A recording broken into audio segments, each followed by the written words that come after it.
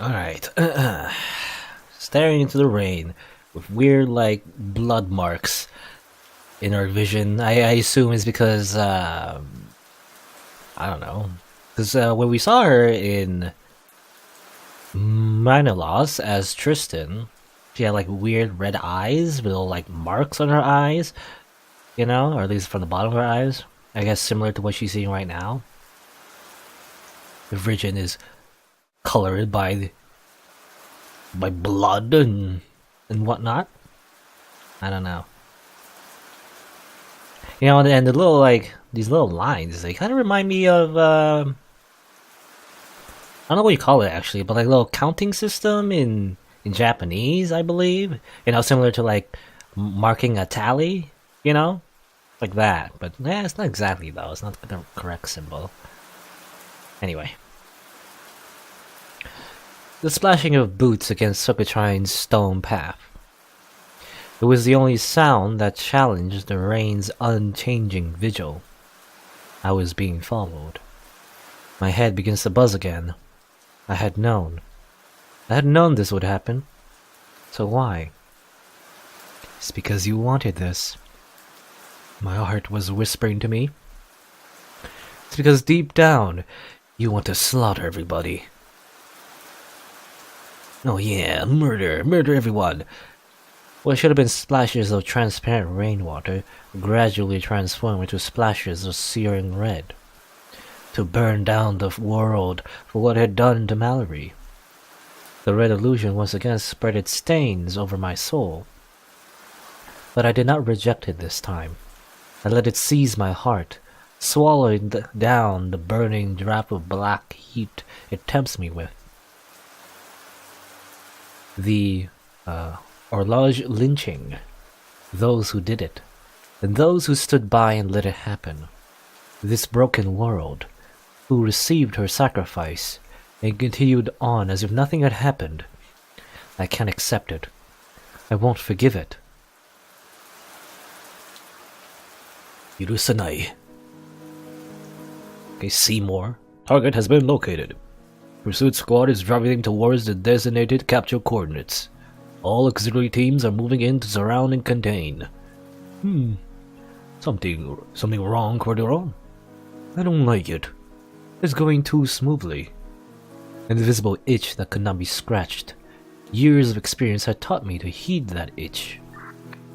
Pursuit squad to command. We've lost visual of the target. Over. All units, fall back. Regroup and fall back now! At that moment, the sound of screams and clashing steel rings out. Report. What's your status? All dead. Can you see what's going on? Captain Seymour peers through his binoculars. I can't tell. The entire area is covered in mist. Damn it. Why now of all times? The screams were dying off. Before long, it falls completely silent. Let's move up. You can't... Seymour's body jerks back out of my line of sight. When I turn around, I find him splayed over the ground several meters away with something sticking out of his neck. Hey, hey! Stay with me! Within seconds, he stops moving. That was fast. The knife had plunged into him with such force it had severed his spinal cord. Wow. It was as if he had gotten hit by a cannon. You know, yeah, I was thinking maybe, you know, either the red eyes and seeing the world as like, you know, red and bloody. I was thinking maybe that's just all a metaphor for her just giving into the madness. But actually, she has like supernatural powers for some reason. Again, maybe it was the fire? Or maybe she's had it all this time? I don't know. But either way, she could murder real good. With knives. Who in the world is this person? I was all alone now. The sound of falling rain was all that could be heard. No, that's wrong. Footsteps. Slow and deliberate footsteps. Heading in my direction. Clip-clock, clip-clock. From within the mist, a figure begins to materialize. Minos' master. The Phantom. I think think you got a little bit of got a little bit of something on yourself. Anyway, at long last they showed themselves. No, this can't be. My blood runs cold. Am I? Her clothes were drenched in blood. Her face expressionless. But even then, it could not mask the madness seeping from her form. Clip, clack, clip, clack. Slowly, one step, two. She walks towards me. I stagger back under the crushing pressure. It's like, what was it in JoJo? You know, menacing. And there's like that sound effect. What was that sound? What is that sound effect? It's like goo goo goo goo, like goo goo goo goo, or coo coo coo coo, something like that. Anyway, but when I do, the world turns upside down. Pain unlike any I had ever experienced. Its burning tendrils lance through my side and constrict my entire body. Staggering to my feet, I try to orientate myself, but no matter where I look, mist was all that could be seen. Run away, father. Ah, hey, he called me father. Wow, before she killed me. Amazing. I need to get away. Clutching at my injury, I take off into the mist. You know, it would be, well, I was thinking it would sound even weirder if you said daddy. What that's a weird kink. Being murdered as she calls you daddy. Anyway, I need to get away. Footsteps. The sound of footsteps. Behind me. In front of me. Inside me. Everywhere. An endless labyrinth. The same thing we experienced as Tristan. An endless dream. Nightmare. Curse. I had no idea where I was. All I knew that the strength was slowly bleeding out of me. I didn't have much time left. Emily, why? Clip, clock. Suddenly it's turned into a horror game. The sound of footsteps ringing through the mist. Well, I don't know. Was it like, I don't know if this visual novel was tagged as horror? I don't know if it was. I know it was like psychological thriller, like that was like what it was tagged as. I don't know if it was like explicitly horror. Maybe it was. I don't know. I can't remember now. Ringing through my skull. It burrows into my brain, gnawing away.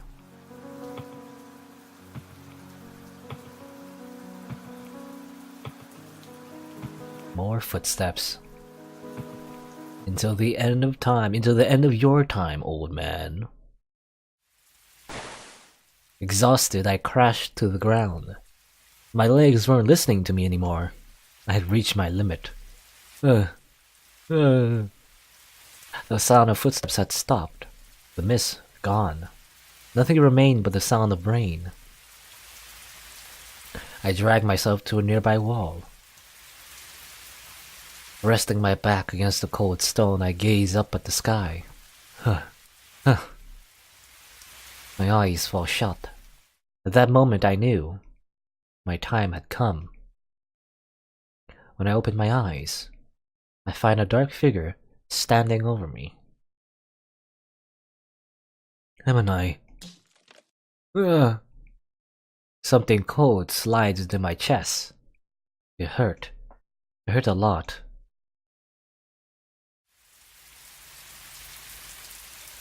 Her face was right before me now. As if to substitute for absent tears, rain streams down her features. But what I couldn't take my eyes off was how pained she looked, as if she'd have been the one that was stabbed. I see. I cough weakly as something warm flows up from deep within. Sorry, Emily. I made the same mistake that I made with my dearest beloved. The warmth dribbles down my cheek. It falls to the ground below. I thought I understood you, but the truth was, I didn't understand a thing. I'm sorry. Why? Her eyes are back to normal. Why are you apologizing? Because my beloved daughter has been suffering for all this time. and I never even noticed. Father, please promise me something, Emily. Promise me that you'll reach out to someone. Reach out to your family who loves you dearly. Don't make the same mistake that my wife did. Don't try to bear everything on your own. The world was so blurry. As if to cling on to it, I stretched out weakly. So dark, so cold. It scared me, how I couldn't see anything anymore. But then, at that moment, something takes hold of my quaking hand and gently steadies it. Her touch. It was so warm. I smile at the comfort it brings me. I'm coming to you now, my dear Louise. The world fades to black, and I sink into a deep slumber.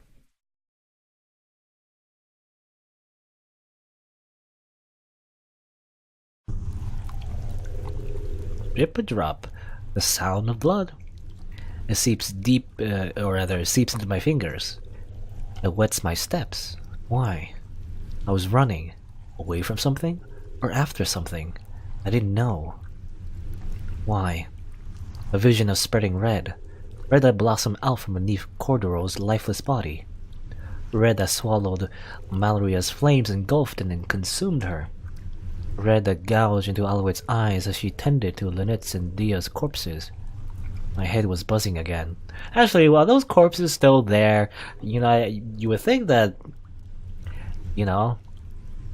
they would, bury them or something like that, or just break the news to Alouette because she didn't really understand. Or is she still taking care of them even now? That would be fucked up. Anyway, the buzzing won't stop. Always buzzing. A certain beat-up building. Mallory and I had called this place home in the past. Throwing open the front door, I tumble inside. A puddle of cold water accumulates under me as I sprawl onto the ground. Tiny dots. As if to reject the sudden halted movement, they swim through my vision erratically. Dragging myself through the darkness, I grope around blindly. Eventually, I come across a bucket full of water. I plunge my hands into it. I had to wash the blood off them. You'll never be able to wash it off. A yawning abyss. It whispers to me. It swallows me up. Come off. Come off. Come off. Over and over again. Until my hands are tender. Until my hands are raw, I scrub. But no matter how much I scour them, they remain stained the same sickly dark hue. My fingers felt like they were encrusted in a sticky substance, preventing them from moving freely. Go away. Go away. Go away. My skin was going to tear at this rate. But I don't relent. Why? Why can't I wash it away? Because it's a metaphor for your guilt. You can't wash away your guilt with just water. Anyway, I peer into the bucket. However, what lay inside was not water. What lay inside was... I knocked the bucket away. As it rose to a stop, glowing shades of liquid red began to spread from its fallen form, staining the darkness. My hands were coated in the writhing red. It was consuming me. It was consuming all I held dear. Sorry, you're not human. Sorry, you're a monster.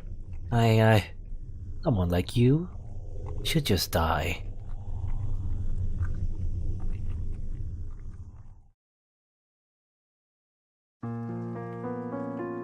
My father was always a hard-to-understand man. Artu's voice quakes as he stands before the room of mourners. While on the surface, he was always laughing. But at times, his face would suddenly grow dark and solemn, that I wouldn't know what he was thinking. Whenever that happened, I would always get the urge to ask him what was on his mind, but my voice would never come out. I always ended up just staying silent. Why is that, I wonder? He grips the podium with such intensity, the wood creaks. He was a man that didn't talk about himself a lot. Even though I'm his son, there's so much I don't know about him. And I think that's why he was always laughing. So that when people passed by him, they'd smile and shake their heads, thinking what a fool. His laughing face was a mask that hid his true self. I think I might have been afraid of what lay behind that mask. Afraid of the weight he carried inside him. I don't remember anything about my mother, you see. She died when I was very young. But whenever we visited her gravestone, it felt like he became a different person. A person chained by regrets of the past. Atun takes a deep breath. Maybe that's why he threw himself into his work so much. Maybe he was the first person to know something strange about the disappearances surrounding minor loss. My father believed that someone was behind the disappearances, that someone was killing the people of Sokoshrine. Even when people doubted his claims, he persisted. It was his duty to protect the people after all. Eventually, it came to light that he was correct, and he formed a team to catch the killer. But that's when Atun's voice cracks. Tears begin to drip onto the podium before him. Unable to speak any longer, Atun bites his lips and lowers his head. For a long time he simply stood there, trembling. It was difficult to watch. Atun. At that moment someone stands. Lord Cecil Coulthard. Oh, Cecil, it's our dad, well, at least for Adlis's dad anyway, the original character we were playing as, I guess, from the perspective as. The reigning sovereign of Sokoshrine, but also a childhood friend of Atun's. Oh, okay. Your father was an honorable man who had laid his life on the line for Sokoshrine. The miskillings and all the murders leading up to it. No matter how much of a demon they may be to have slain so many. Together, we will find the perpetrator and have them answer for their crimes. You have my blade and the blades of the lost children. Another person stands. Atun. Belissaria Farrell. That's the librarian, right? Yeah, I think so. The heiress of an influential old aristocracy, House of Farrell. She was another childhood friend of Atun. Oh, Atun has so many childhood friends of important people. Another friend of mine. Know that your father always had your best interests at heart. Even when we were little, he would always scrape the bottom of his wallet to buy materials so you could pursue your passion. You are not alone in your grieving. Many families have also lost loved ones and mourn alongside you. The Phantom of Manolos will not go unpunished. You have the House of Pharaoh's unwavering support. One by one, people rise to their feet, sharing their strength and solidarity with Atun. That fiend won't get away with this. We will show them no mercy. We will not rest until Cordero has been avenged. The streets are not safe until that killer has been caught. Before long, the entire room is standing. Allies of the Lyric family will all come to mourn the loss of someone dearly beloved to them. Thank you, everyone. Together we will find who did this, and we'll bring them to justice. I see. Now this feeling of being crushed from all sides. This must have been how Mallory felt on that day as she faced the crowd. Cursed by everyone, forsaken by all. It was like the entire world was against me. But that was only natural, because I'm a monster after all. Well, there goes confessing to Atun about that sort of thing, because he kind of murdered his dad, so... The sound of falling rain, though slight, it helps drown out the buzzing. And yeah, you know what I was thinking, if she told Atun, at least maybe she'll find some solace in letting someone know. But then again, even if we didn't kill her dad, or his dad rather, if we didn't kill his dad, as M&I, even if Atun would keep his mouth shut from all the serial killings, and not turn us in, it would put Atun in trouble, right? If anything, it would be he would take the blame instead, just like Mallory, and he would pretend to be the Phantom Killer and be the scapegoat. Maybe I could imagine that happening, Anyway, helps drown out the buzzing. I remember, I once dreamed of seeing a world full of color. In a way, my wish had indeed come true. Well, it's one color. A twisted, tainted hue. A red illusion. There's no longer anything that could escape it. Kalia, Triss, Atun, Alouette. Now even they were safe. I wanted to carve them open. just like I had with Cordero. A maddening desire to gouge and rend, to kill and gorge, that wells up from deep inside me, causing my hands to tremble. As if I allow such a thing. All I need to think about is how to prevent harm from befalling them. If there's something that threatens them, it must be eliminated. Therefore, if I'm a threat to them, I simply have to eliminate myself. Can't trust anyone, not even yourself. Having arrived at that conclusion, my feet led me to a certain place. Heaven's Fall. A bridge where the lost and weary yielded their lives to Everget. Oh yeah, it's like, when Mallory's husband tried to commit suicide. Hey, what are you thinking? You followed me. For me not to notice, it was proof of my mind's deterioration. Why? Why? I gazed down at the rapidly flowing water. I didn't want to look at him. You don't have to do this. You don't have to bear everything all alone. Why? Always bear the weight alone, echoing those words. Aim, please. Lean on me. Let me help. Please promise me something, I promise me that you'll reach out to someone. And, don't do everything yourself. Oh. I'm lost in a sea of uncertainty. But maybe, just maybe, I step back from the edge. I? Altun rushes forward and wraps me in his embrace. He was shaking. Don't scare me like that. I thought of losing you so soon after losing father. I wouldn't be able to bear it. I have to tell them. Stealing my heart, I pull away from him. But unable to meet his gaze, I stare into the dark water below. Altun. Yes? The words wouldn't come, though. They stick in my throat, clump of hot and heavy air. What is it, Aim? I was terrified. So terrified I couldn't stop shaking. Please, you can tell me anything. I know who the Phantom of Manolos is. The air around him changes. What? You know who did it? You know who killed father? It was as if he'd become a different person. If you know anything, please tell me. We need every clue we can get. No, Altun, wait. I see. Well, that's what it is. I was only thinking about myself. Father's death must have affected you so much as well. It's only natural. I'm afraid too. Anyone would be. The Phantom slew dozens in cold blood after all. Someone like that isn't human. Oh, oops. His words cut into me like a sharp blade. Well, you kinda messed up, Altun. Even though it is justified. They gouged my insides out and spilled them across the cold ground. It's okay if you're not sure about it. Every bit of information helps. The investigation's been cold for so long after all. Yes, with this, maybe we'll be able to finally be able to find them and make them pay. It was the same. His face. Just like everyone else. He was a normie.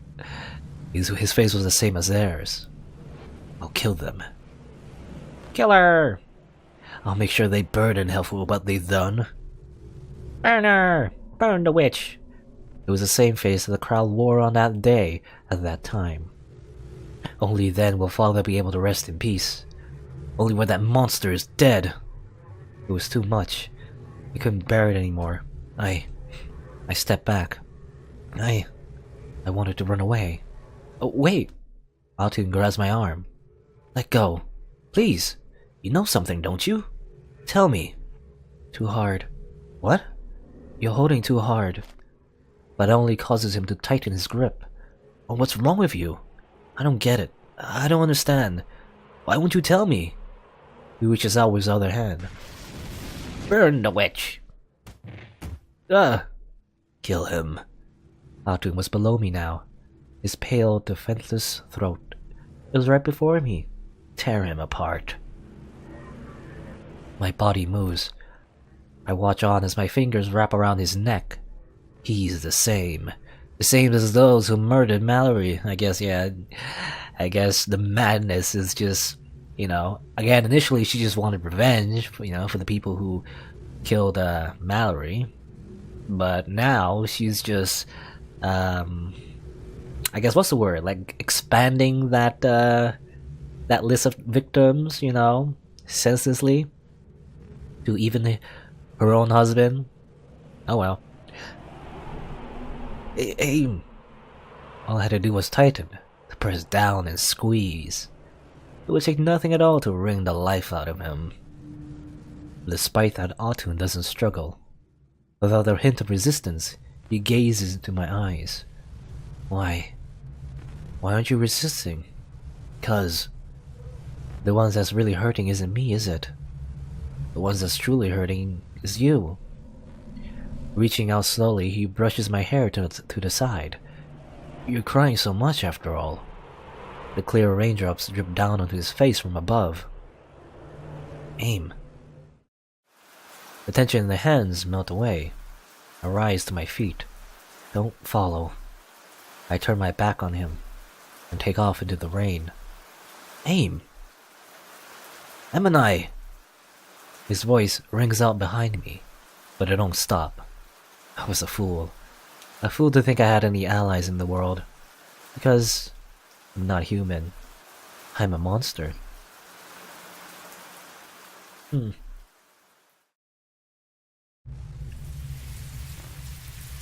I wonder, when did this happen? Like,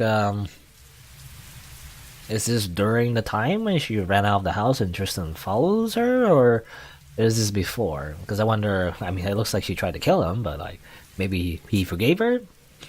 And they still continue to live under the house until that time, Tristan chased after her? I don't know. Overhead, the rain had begun to intensify. Facing the sky above, I watch on as the falling rain transforms into curtains of writhing scarlet. I wanted to deny that dripping red with all my soul, but the hopelessness binding me swallows up any attempt I make to cry out. It was like trying to scream underwater.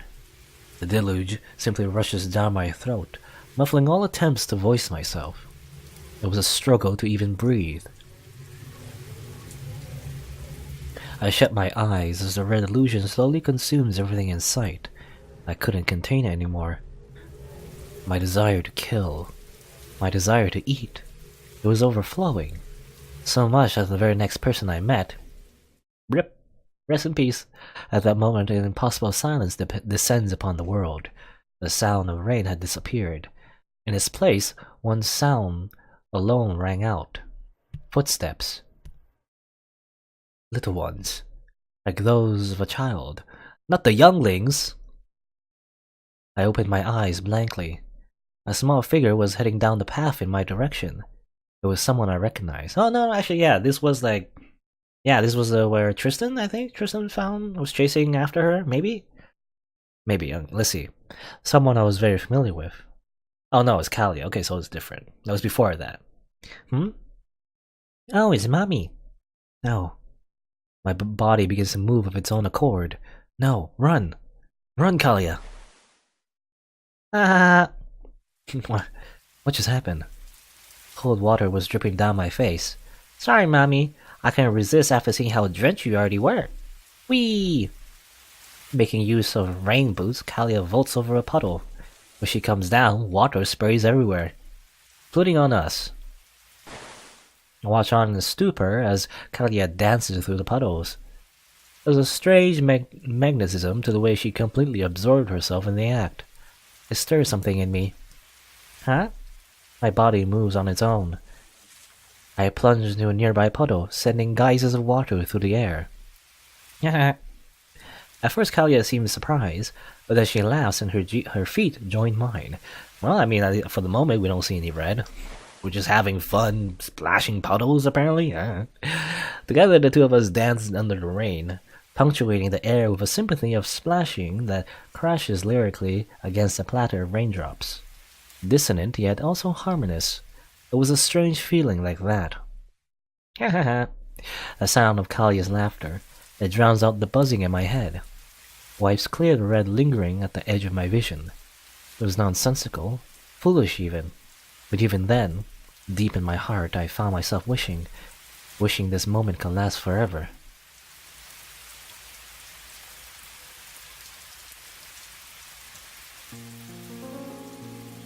Ew, I'm soaked. Indeed. The two of us are soaking wet now. We're really dumb, aren't we? Yeah. Why do we do that? Although she says that, there was a big grin on her face. Can you make Subari at home, Mommy? Talia begins to walk. My feet naturally bring me to her side. It was a well-ingrained habit of mine. Most parents hold onto their children's hand to keep track of them, but since Kalia had no hands to hold, I'd always been careful to match her pace as she grew. Soup again? We had soup last night already. I want to eat soup. Soup. Animal crackers in my soup. Monkeys and rabbits, loop-de-loop. Kalia sways and bobs as she walks by my side. She seemed to be in a good mood. She was just a child. Maybe I should ask her. Kalia? Yes, Mommy? Have you ever thought I'm abnormal? Different from other people? Kalia tilts her head quizzically. Eh? Could it be you're self-conscious about the scar in your tummy? I think you need to grow up, Mommy. Scar in her tummy. Where did she get that? That's nothing compared to the burn marks on my face. This little brat. What? A little more water wouldn't make any difference anyways. I don't know why I bothered asking this little runt. Mommy's pouting, huh? I gotta see so many new faces from you today, Mommy. Hey, Mommy. What? What now? Thanks. Can't remember the last time we played like this. It was really, really fun. Turning to look up at me, she grins widely. Her smile, so clear and colorful. It hurt to look at. Unable to bear it, I avert my gaze. Mommy? Her voice sounded different. Mommy. She had been so bright and cheerful moments ago, but now she looked like a lost child. What's wrong? You love me, right? Me and Daddy and Triss? You love us, right? Of course. You know that. Yeah. I don't know what I'm saying. Kalia laughs, but it wasn't like her usual laughter. It was an anxious, uneasy laugh. I guess I just want to hear you say it sometimes. I don't know. Sound weird? Maybe I'm being too needy? Mommy? Earlier when we were playing in the puddles, you were smiling and made me really happy. It also made me really sad, because it made me think about the time I last saw you smile. I can remember. Kalia. Her lips trembling faintly, she stops and lowers her head. Doesn't make sense. It doesn't make any sense, but sometimes I get scared. I get scared that you'll go someplace far away.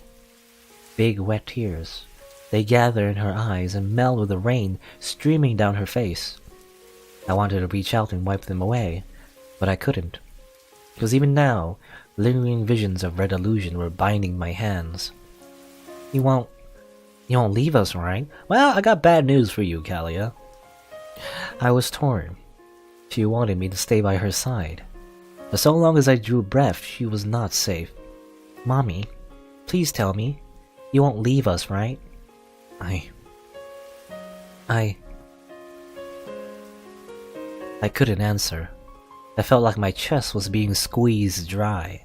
I felt like the world was collapsing in on me. It was so dark. It was so cold. At that moment, a light impact strikes my side. More CG! Hooray! We're getting so much CG art for, like, again, Emini and, you know, I guess Mallory as well. Well, I guess we won't be getting any more CGs of Mallory since she's dead. Oh well. But yeah.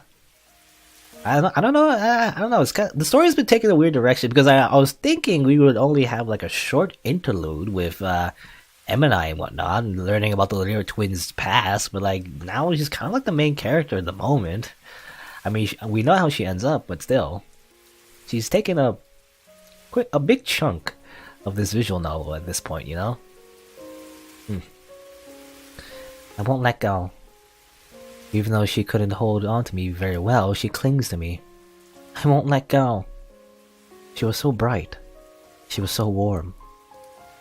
My dear, sweet Kalia, I'm sorry. The world is cruel. Cruel to have made a monster like me your mother.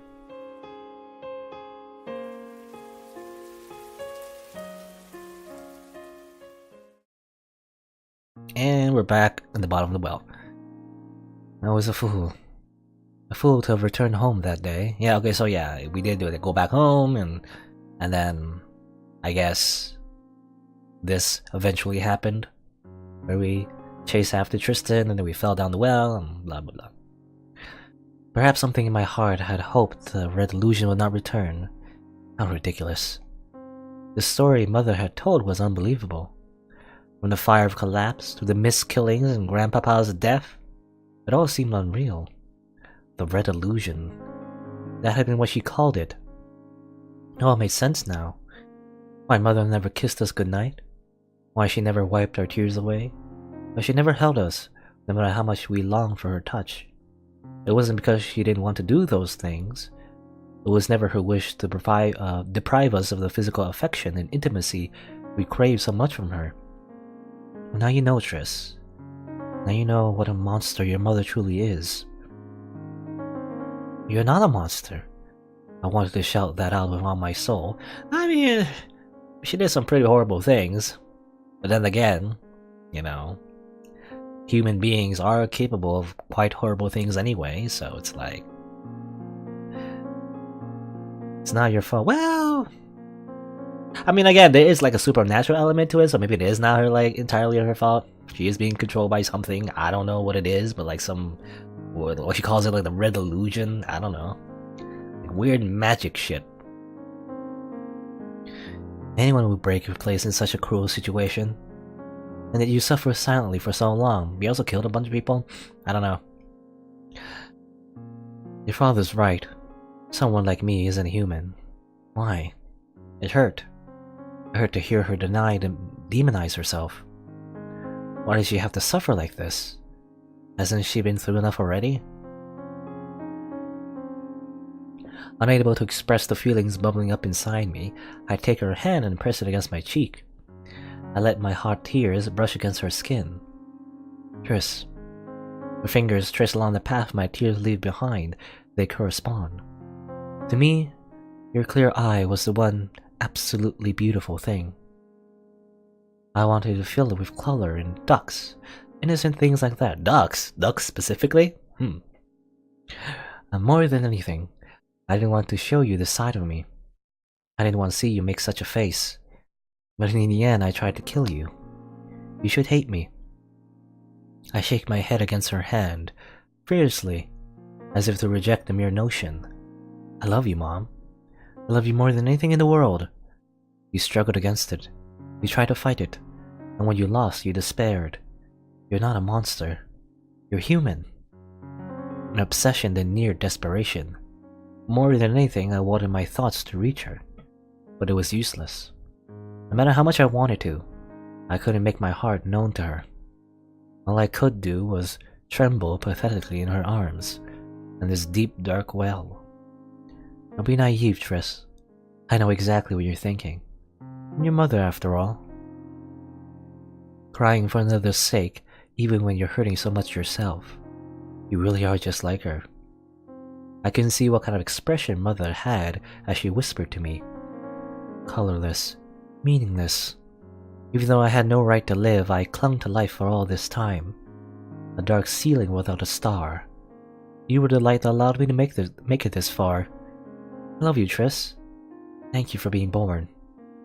Burying her face into my hair, Mother kisses me deeply. The rivulets running down my face become rivers. They break and submerge me.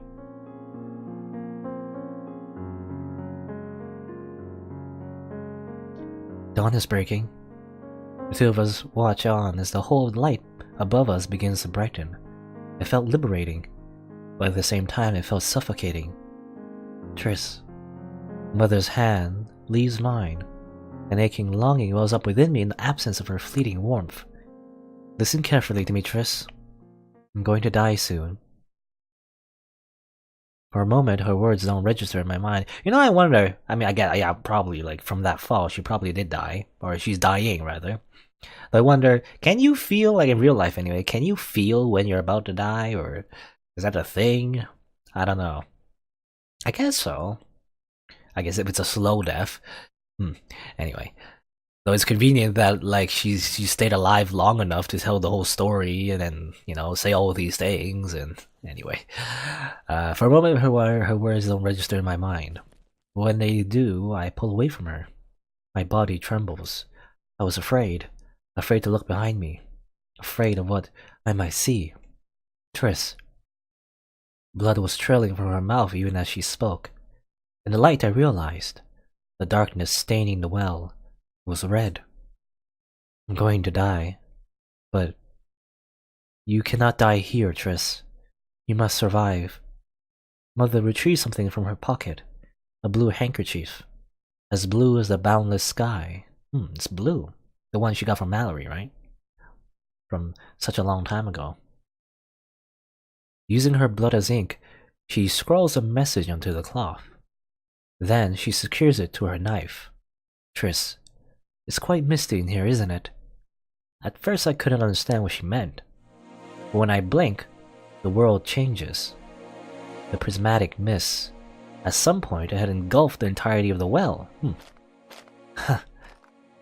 Mother's body shifts within the mist. A sound of creaking, no, cracking. Like wood bending and snapping. Was she trying to get up? No, stop! I try to reach out, but stay back. The strength in her voice overpowers me. It roots me to my feet.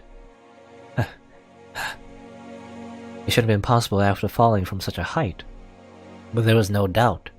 Mother was standing. Right before me, she was standing. Triss. Mother extends her hand towards the circle of light overhead. Do you remember?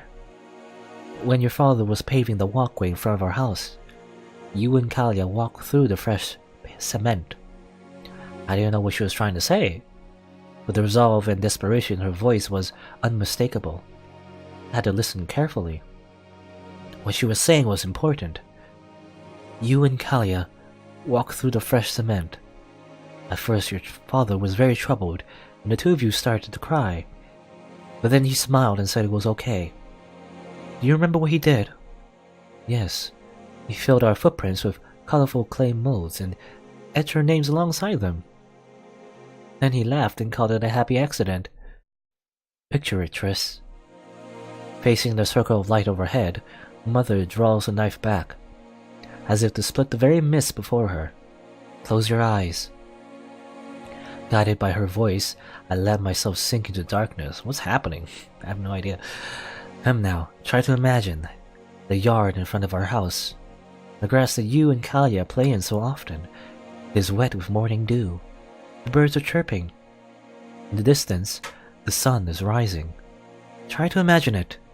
You're standing right there. A vision of our home spreads out before me.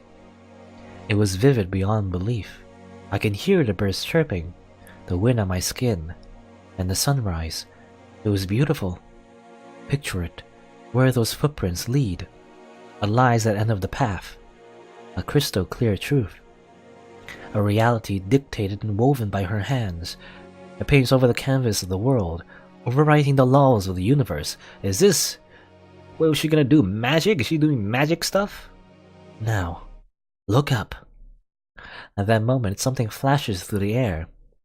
Time slows to a crawl as it passes before my eyes. Frog in the well.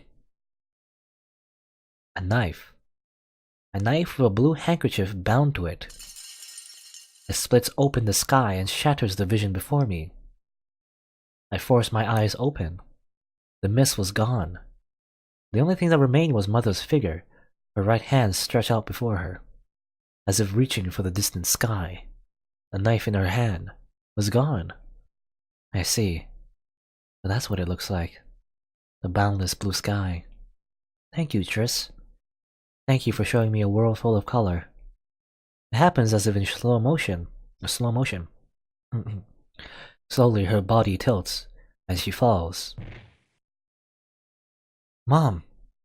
I rush to her side.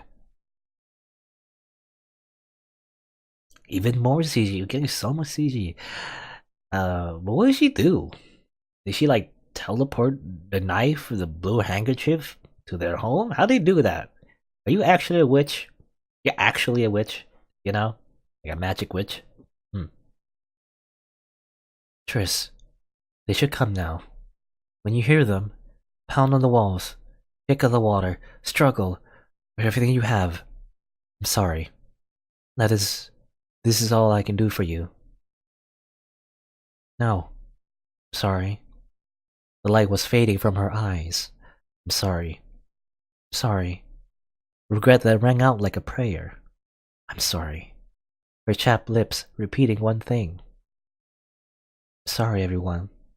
Mallory, Alouette, Father, Atun, Kalia, and Triss. I'm not sorry for all the victims I've killed, though. They deserve it. Anyway. No, no, no! I'm sorry you had such a monster for a mother. With those final words, Mother's eyes fall shut. It was deafening. This tiny world where her breasts were no more. Cursing herself, rejecting herself, even as she lay dying, she had carried the burden to the very end, as if being forsaken by the world was not enough, as if dying in this cold, dark well was not enough. It was too cruel. Why? Why am I so powerless?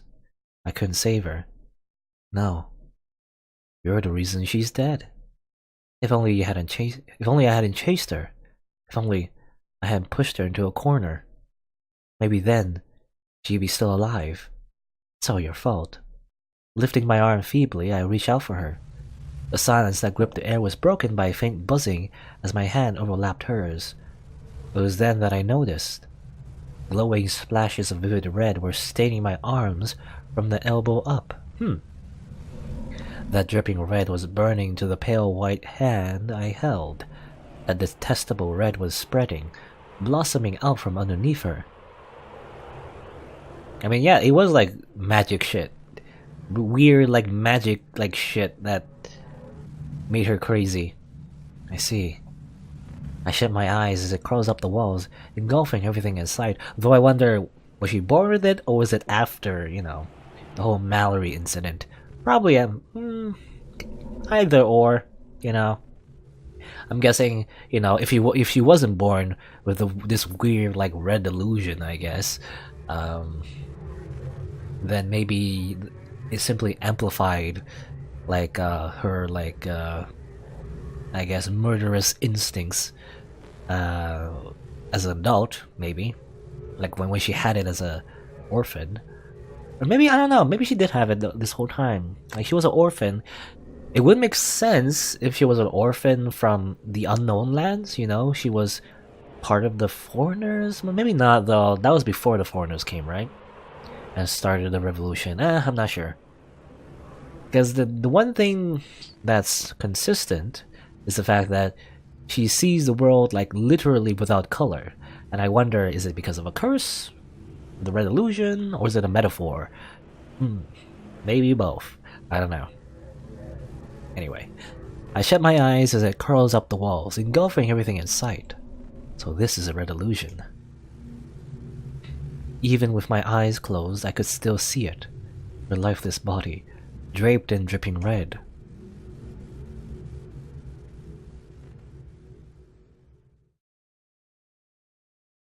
Where's it going, though? Is it gone forever, or is it simply transferred into Tristan? That wouldn't be good. And what's this? A story? Am I? Well, there once was a village in a faraway land. A bedtime story we had heard many times already.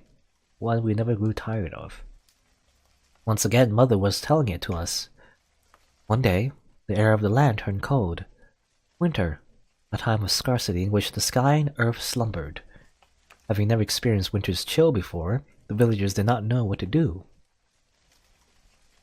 And so they just decided to send a messenger to the heavens to ask for guidance.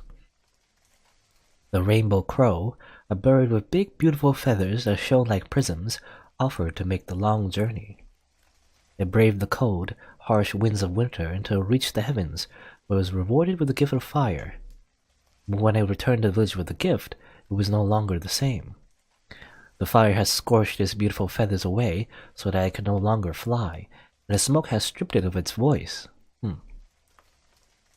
The rainbow crow was no longer beautiful, and could no longer sing. But the people did not care. They honored the rainbow crow's noble sacrifice, for the fire it brought home allowed them to weather the cold winter. The rainbow crow lived the rest of its life out happily, surrounded by laughter and smiles of the villagers it had saved. No matter how many times I heard it, I loved the story. A bird of rainbow feathers. That would look really pretty, right, Mommy? I don't know. To me, it bears too much of a resemblance to the fire of collapse, the whole, like, rainbow fire thing. Rainbow crow? I suppose. Oh yeah, Mommy? Oh yeah, because you can't see, like, you can't see color, right? You can't see the rainbows. Anyway. I heard that's not a real ending. That there's more to the story. You know what happens, right, Mommy? Tell us! I also wanted to hear. I see. You want to hear the true story? Yeah, I want to hear more about the rainbow crow. I nod energetically alongside Kalia. Very well. Mother seemed conflicted, but eventually she acquiesces. The truth is, the rainbow crow had a child. A child with beautiful rainbow feathers and a lovely singing voice, just like the rainbow crow once had. However, when the young rainbow crow was but a chick, a villager dropped it by accident. The young rainbow crow became terrified of human beings and could not live in the village. Instead, it lived alone in nearby forests. While unable to join it itself, the rainbow crow would often visit to listen to its child's innocent voice, or rather, child's innocent song, rather. So even though the young rainbow crow became lonely at times, it was still happy. One day, a poor abandoned child wandered into the depths of the forest and heard the young rainbow crow's song. Even though the bird was scared of human beings, it took pity on the starving child. So it pecked off one of its beautiful, priceless feathers and gave it to the child. The child brought it back to the family that had abandoned him. Pleased, they let him live with them again. However, upon hearing of the story, countless people rushed in the forest one after another, each telling the young rainbow crow of how poor and unfortunate they were. The bird's heart went out for them. They gave them one shining feather after another, until its body was reduced to a sorry state. Without any feathers, the young rainbow crow could no longer fly and find food, and then winter came. The cold and hunger caused even its beautiful voice to become rough and hoarse. It was as it shivered in the snow that the child from before appeared in front of it. The child told that he was searching for a beautiful bird with a lovely singing voice in order to repay his debts. The young rainbow crow was overjoyed. That was me, it croaked. Please, will you not keep me warm in your chest? But the child took one glance at the ugly, featherless bird and called it a liar. Cutting down the bird, the child cooked it over a fire and ate it before continuing on with his quest. How ironic.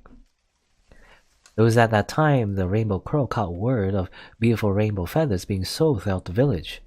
With worry in its heart, the rainbow crow ventured into the forest. However, the only thing that awaited it was the charred bones of his beloved child. The rainbow crow could not forget what the villagers had done to its dear child. Enraged in grief, the rainbow crow swallowed the gift of fire from the heavens. Its body became wreathed in flames, setting the village on fire. But even after the village turned to ash, the rainbow crow did not stop burning. For the gift of fire was eternal, it cannot be extinguished. To this day, the rainbow crow wanders the earth, burning everything in its path as it cries out for its lost child. Oh. I guess that's a bit of a creation myth for the... Well, not creation myth, but like a legend that kind of explains the fire collapse in a weird, fictional way. It's probably not exactly what happens in the world of Succotrine. I don't think the fire is literally made by a weird rainbow crow. But I guess it's just an analogy. I guess, maybe. Lenny thinks it's weird too. Auntie usually comes around now. Auntie's never late, but it's only been an hour. She should show up soon, right? Otherwise, we'll all starve. Oh, I mean, you guys won't starve. You're like corpses, but I'll starve. Huh? Dia thinks Alouette looks tired. Oh, Alouette can't sleep. It's been days since Auntie came. Alouette's worried. Yep. Since technically Emma is dead and not taking care of Alouette anymore, she's stuck here all alone without any food. The front door that Auntie always came through. I stared at it. It stares back. It wouldn't come. The sound of the door opening. The sound of Auntie's voice. It wouldn't come.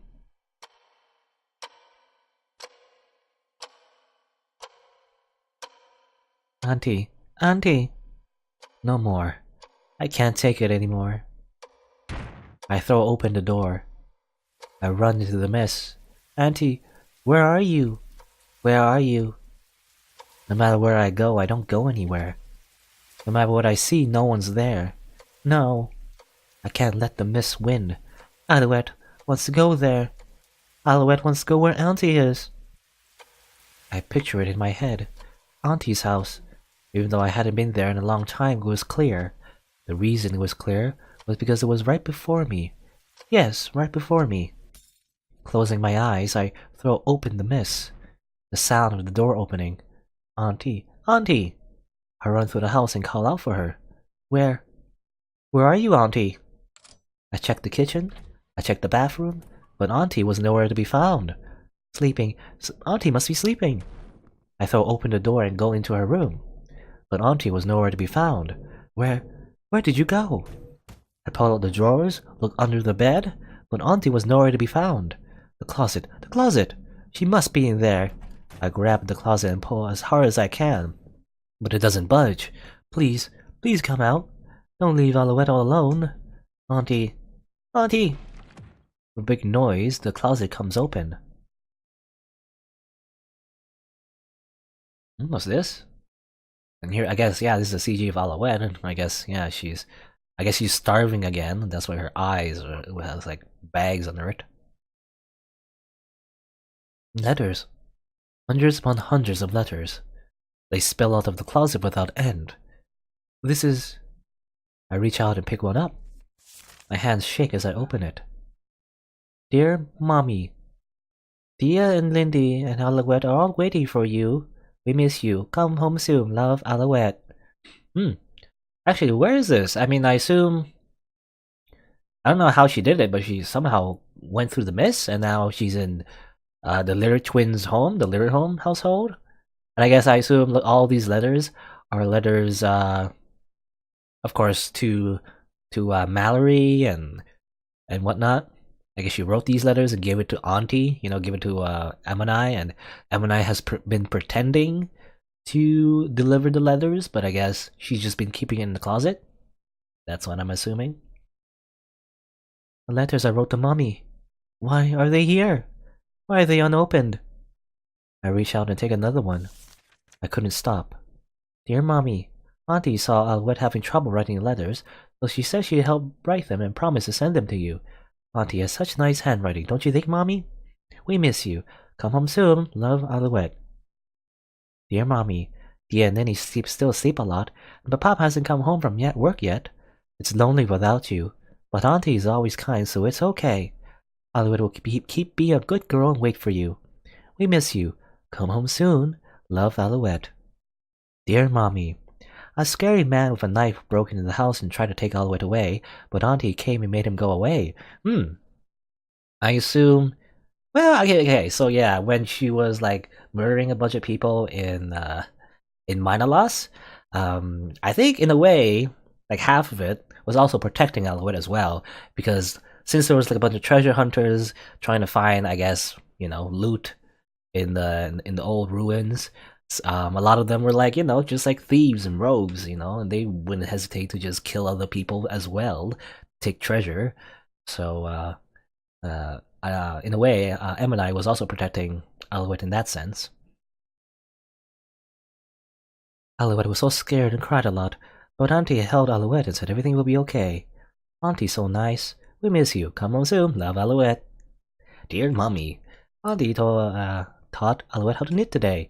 At first, Alouette got poked and cried a lot because it hurt. But Alouette practiced lots and can make all kinds of things now.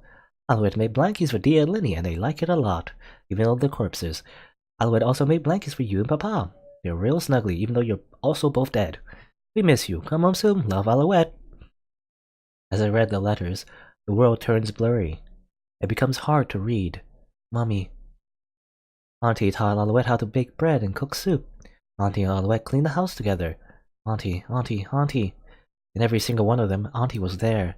She's always been there, caring for me, looking after me. Hey, Mommy. Where is Auntie? We're supposed to wait for you. Together. So Alouette needs to find her. The world's so blurry. Can't see anything. Aw, man, this is pretty tragic. Why is it so blurry? I can't find Auntie like this. Huh? A letter. Different from all the others. I reach out for it. To Alouette. Oh, it's for herself. For some reason, it really scared me. But I had to take a look. If it helped find Auntie, I had to. Dear Alouette, if you're reading this, you've already made the first step. Even though the world outside is frightening and boundlessly cruel, it's also unspeakably beautiful. More than anything, I wanted you to step out into that world. I'm sorry, but I won't be able to be by your side anymore. Know that I am proud of you, though. You are strong, you are kind, but even the strong and kind have times when they must cry.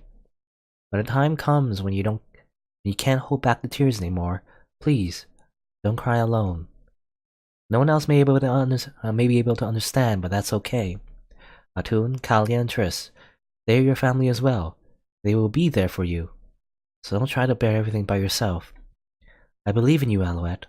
Don't forget all I've taught you. Yeah, this whole time she was preparing for her to live by herself, right? Cooking and cleaning and whatnot. Don't forget that you're not alone. Love, Emily. I wonder if Emily taught her how to use a knife, though. Made her like proficient with murder as well. Maybe, maybe not. No, why? You're gonna wait for Mommy together. So why? Auntie, don't leave. Alouette doesn't want to lose anymore. Alouette. They come into the room. I couldn't see who because the world was blurry, but I knew one of them was Uncle Atun from his voice. Hey, Uncle Atun, please tell Alouette, where is Auntie? Alouette can't find her. Please tell Alouette. Uncle Atun doesn't answer. I wonder, is this during the time when Tristan and I was on the bottom of the well, or is it after, maybe? Instead, he hugs me. He was crying. No, why would you tell Alouette? They hug me too. Well, looking at the art right here, they're wearing like black, right? So I'm pretty sure this is after Emmoni's funeral. I guess eventually they did find them at the bottom of the well. I don't know how they did it though. Again, like weird magic shit where like she threw a knife, like with her handkerchief, and somehow it teleported into the household, and they somehow found that as a clue, and then I don't know. I'm not entirely sure, but I guess Emmoni died, and Tristan was rescued, and I assume again they're wearing suits, right? Or at least Atun was wearing a suit, so this is like after a funeral. And Alouette supposedly came out from the mist as well, all by herself. I guess that was the plan, because otherwise she won't be able to escape the mist unless she went looking. She had resolve for her to look by herself. It's pretty cruel though, like because otherwise she would have starved to death. If she didn't go looking for Auntie, right? What were you doing, Atun? Anyway, I think I blame Atun a little bit too much, but still. Anyway, let me just drink some water.